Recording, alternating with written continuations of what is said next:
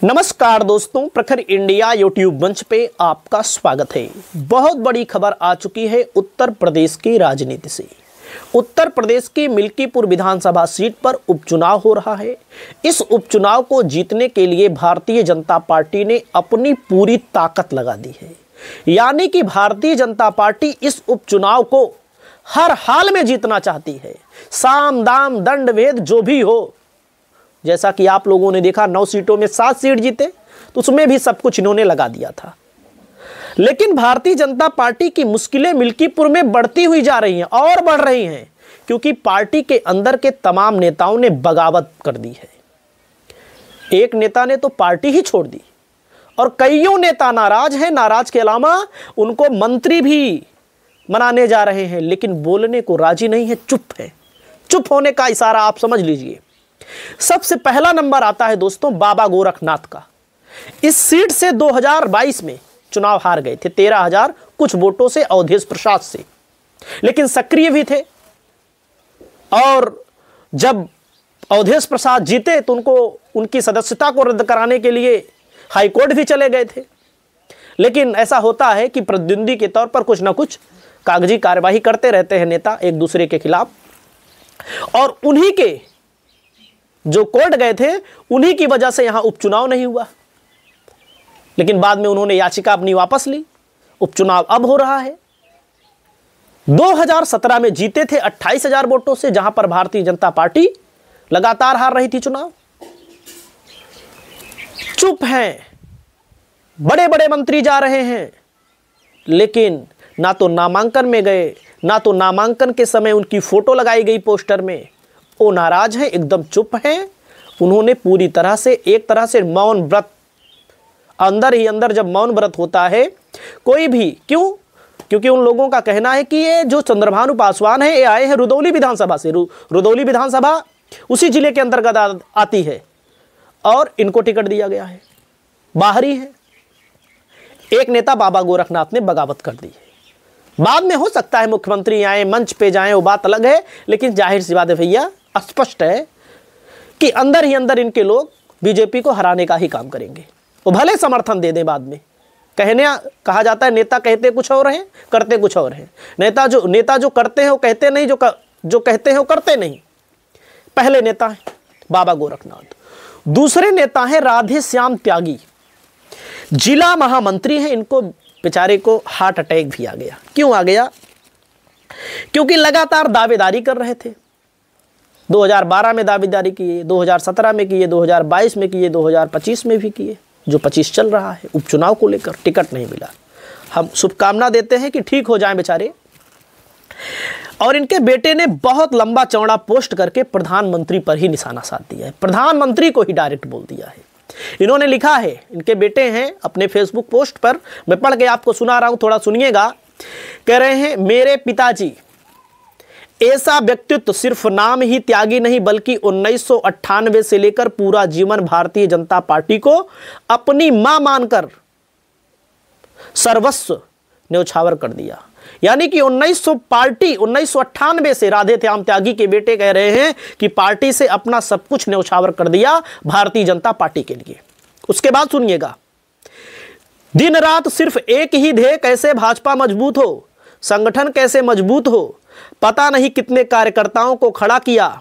मुझे भी राधे श्याम त्यागी जी ने उंगली पकड़कर राजनीति करने का अवसर मिला।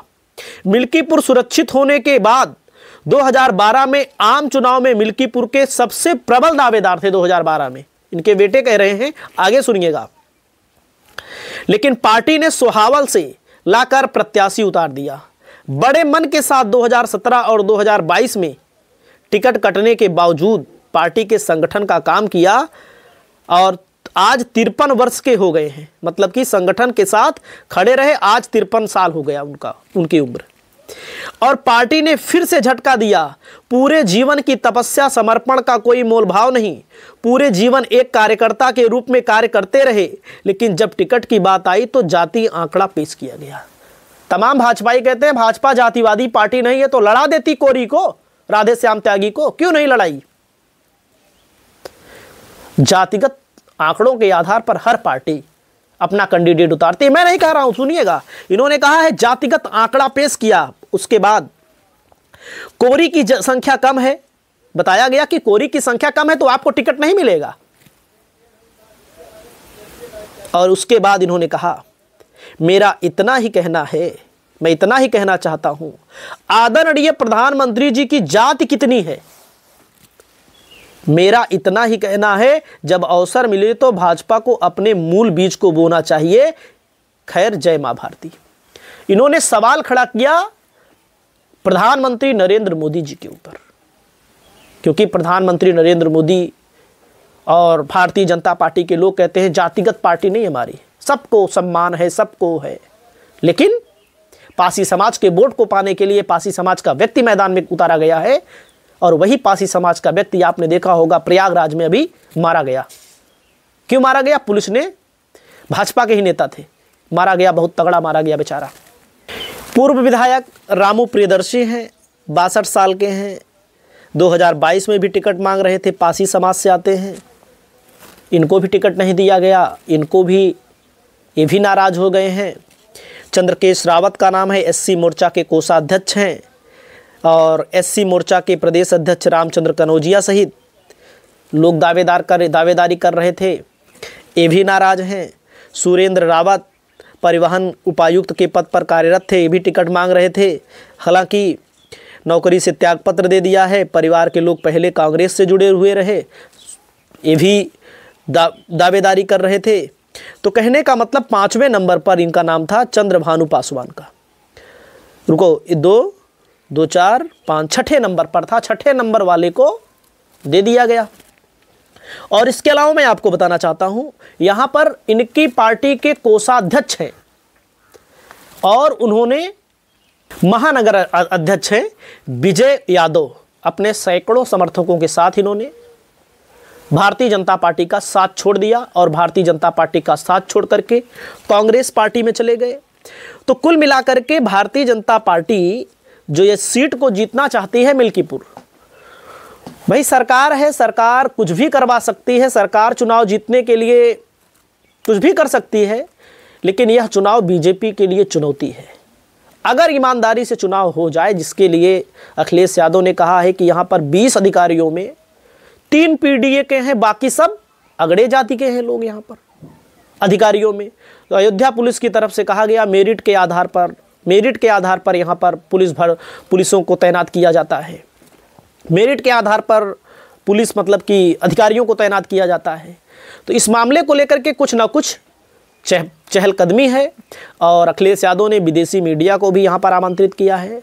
आपकी क्या राय है? मिल्कीपुर बगावत के बावजूद बीजेपी की क्या स्थिति रहेगी? कमेंट करके बताइए। चैनल पर पहली बार आए तो चैनल को सब्सक्राइब करिए। नमस्कार।